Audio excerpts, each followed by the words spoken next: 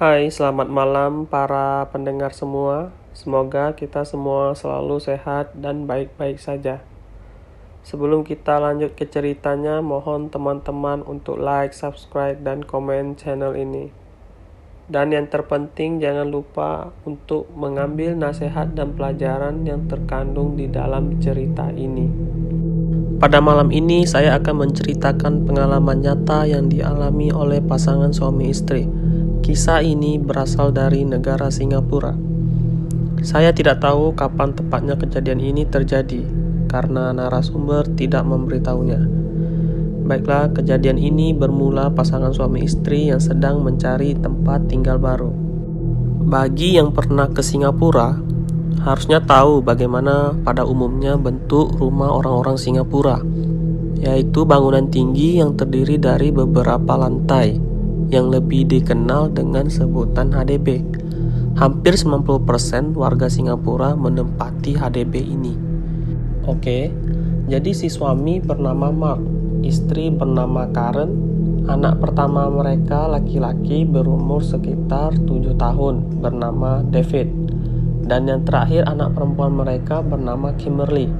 Untuk Kimberly pada masa itu masih dalam kandungan. Pada waktu itu ada seorang marketing menawarkan mereka rumah di daerah Pasir Ris di dekat Sungai Api-Api. Pada tahap perkenalan, Mark sangat menyukai rumah baru itu. Selain lebih dekat dengan tempat kerja, rumah itu juga lebih luas. Tetapi, Karen begitu sampai di depan pintu, dia sudah merasa tidak nyaman. Dia sempat memberitahu kepada Mark bahwa dia tidak menyukai rumah itu. Di sini menurut saya pribadi, perempuan yang sedang hamil memang cukup sensitif dengan hal semacam itu. Namun, si marketing berusaha meyakinkan mereka bahwa rumah seperti ini sudah sangat jarang sekali ada. Jika kalian tidak membelinya, pasti ada orang lain yang langsung membelinya sekarang. Karen berada di posisi yang terjepit, karena pada saat itu dia sedang dalam kondisi hamil besar. Mau tidak mau, dia terpaksa menyetujui keputusan suaminya. Di hari-hari mereka pindah rumah, semua masih terlihat normal. Tetapi Karen tetap bisa merasakan perasaan tidak nyaman di rumah itu.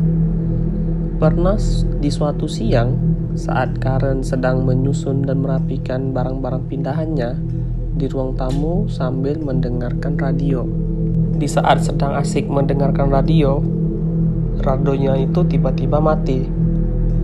Karen sejenak diam dan dia pergi mengecek apa yang salah dengan radionya. Setelah dicek, ternyata colokan kabelnya terlepas dari kontak listrik. Karen tidak merasa ketakutan pada waktu itu. Dia hanya mencolokkan kembali kabel itu. Sebenarnya itu adalah gangguan pertama, tetapi Karen tidak menyadarinya pada masa itu. Di hari-hari berikutnya, setiap kali Karen memasak, dia selalu merasa ada sesuatu yang menatap dirinya dari belakang. Dia sempat merinding, bulu di leher dan tangannya berdiri tegak. Jantungnya berdebar-debar. Dengan cepat, Karen menoleh ke belakang. Tetapi dia tidak melihat siapapun. Dia segera pergi dan mengecek ke ruang tamu. Apakah memang ada orang lain yang berada di rumahnya saat itu? Mark yang baru saja pulang kerja melihat ekspresi istrinya yang kelihatan agak lelah dan sedikit janggal sebenarnya. Tetapi Mark tidak terlalu menghiraukan istrinya itu. Kejadian berikutnya di suatu malam ketika Karen sedang mandi. Waktu itu sekitar pukul 7 malam. Dia mendengar ada orang yang memanggil namanya di dalam kamar mandi. Jadi kalian bayangkan saja, saat kalian mandi di dalam toilet yang ukurannya hanya 2x2 meter, kalian itu bisa melihat semua bagian dan sisi toilet. Tetapi kalian juga bisa mendengar suara dari dalam toilet itu sendiri. Merinding sekali. Begitu terdengar suara panggilan aneh itu, Karen pada awalnya hanya merasa mungkin imajinasinya aja. Tetapi panggilan itu masih terdengar. Sekali, 2 kali, sampai 3 kali, Karen merasa ketakutan. Dia berusaha mengambil dan memakai handuk dan segera keluar dari kamar mandi. Karen mencari Mark sambil menangis dan memberitahu kepadanya bahwa ada yang memanggil namanya di dalam kamar mandi. Mark sangat tidak percaya dengan hal yang begituan. Mark selalu berpikir Karen hanya stres karena menjelang kelahiran anak kedua mereka. Dia selalu menganggap itu semua hanya imajinasi Karen. Setelah sebulan berlalu, akhirnya Karen melahirkan anak perempuannya yang diberi nama Kimberly. Lahirnya Kimberly sebenarnya menambah kekhawatiran Karen. Karen sangat takut ada hal yang buruk yang bisa menimpa kepada anaknya itu. Anehnya, si Kimberly selalu menangis di waktu malam yang sama. Karen sudah menggunakan berbagai cara untuk menenangkan anaknya ini. Karen kewalahan dan dia mulai merasa ada sosok itu di dalam kamar. Karen memberanikan diri untuk melihat ke sekeliling kamar dan berkata kepada sosok itu, "Aku mohon kepadamu, jangan mengganggu anakku. Anakku tidak bersalah. Anakku tidak berbuat kesalahan apapun kepadamu. Kumohon tinggalkan kami." Dan keanehan kembali terjadi. Ternyata setelah berbicara demikian, Kimberly berhenti menangis dan kembali tenang.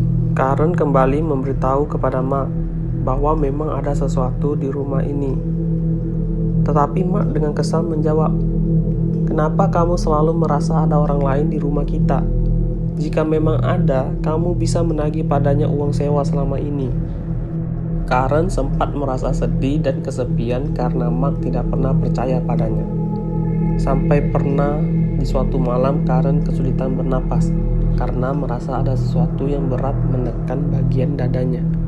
Karen terbangun dan meronta-ronta. Mark yang berada di sampingnya pun ikut terbangun. Dia melihat istrinya menangis dan panik. Karen memberitahu apa yang dialaminya dan meminta Mark untuk mencari solusi akan hal ini. Keesokan harinya, Mark memanggil seorang master feng shui. Jadi dalam tradisi lama orang China, ada namanya yin yang harus diseimbangkan. Master feng shui ini bisa melihat dan mengatur arus energi jahat dan energi baik. Mereka sebenarnya tidak tahu apakah ini akan berhasil atau tidak. Tetapi mereka berusaha menuruti semua persyaratan dari master itu. Mulai dari bikin bak air, tanam tanaman di dalam rumah, memindahkan posisi kompor, dan lainnya. Namun ada satu persyaratan yang tidak bisa mereka penuhi, yaitu mengubah posisi pintu rumah karena memerlukan biaya yang cukup tinggi. Pada suatu liburan, ayah dan ibu Karen datang untuk menginap di rumah mereka selama 2 malam. Tetapi rencana itu dibatalkan karena pada malam pertama, ayah Karen melihat ada sesosok perempuan Melayu memakai baju kurung sedang berdiri di sampingnya. Itulah yang membuat orang tua Karen untuk tidak bermalam di sana lagi. Setelah kejadian itu, ibu Karen menyarankan Karen untuk segera pindah dari rumah itu. Mendengar ucapan ibunya, Karen menjadi semakin yakin bahwa dia sekeluarga memang harus segera pindah. Hingga di suatu siang hari, Karen mendapati anak lelakinya David berbicara dengan seseorang di kamarnya. Pada masa itu, Karen yakin bahwa di kamar itu hanya David sendirian. Karena penasaran, Karen pergi dan mengintip David sebenarnya berbicara sama siapa. Karen bertanya kepada David, "David, kamu berbicara kepada siapa, nak?" David menjawab, dia sedang bermain dan berbicara dengan temannya. Saat itu Karen sambil melihat sekeliling kamar. Karen kembali bertanya, "David, di mana temanmu itu?" David menjawab, "Itu di sana, Ma." dia hanya berdiri di pojokan. Setiap kali Mama datang, dia selalu menghilang. Tetapi begitu Mama keluar, dia akan segera muncul kembali. Dia sangat pemalu, Mama. Mendengar jawaban David, Karen mulai merasa ketakutan kembali. Dia sudah mulai merasa sangat tidak beres dengan rumah ini. Dia segera menarik David keluar dari kamar. Karen mengambil perlengkapan secukupnya dan membawa kedua anaknya untuk keluar dari rumahnya. Namun begitu Karen melewati ruang tamu, dia kaget karena dia melihat posisi meja dan kursi tersusun meninggi. Jadi waktu itu di ruang tamunya ada meja dan 3 buah kursi kayu yang tersusun satu persatu ke atas. Padahal posisi awal tidak seperti itu. Karen menitipkan kedua anaknya pada orang tuanya dan menelpon Mark untuk segera pulang karena dia ingin menunjukkan sesuatu yang aneh di rumah. Ya, meja dan kursi tadi.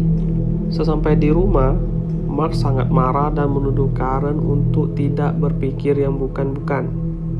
Mereka berdua beradu mulut dan hubungan mereka menjadi renggang. Karen sangat sedih karena hal semacam ini membuat hubungan mereka berdua menjadi tidak harmonis. Di kejadian terakhir, Mark dan Karen mendapat panggilan dari guru TK David. Guru David ini mengatakan bahwa David belakangan ini selalu bertingkah aneh. Saya melihatnya bermain dan berbicara sendirian. Dan dia selalu berkata pada saya bahwa ada temannya yang selalu menunggu di luar. Tetapi setiap kali saya melihat keluar, itu tidak ada siapapun di sana. Atas laporan ini, Mark akhirnya percaya kepada Karen.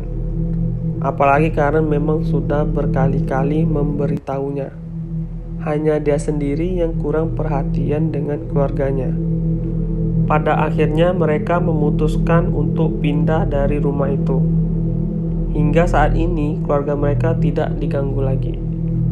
Begitulah cerita pengalaman nyata pasangan suami istri Singapura ini.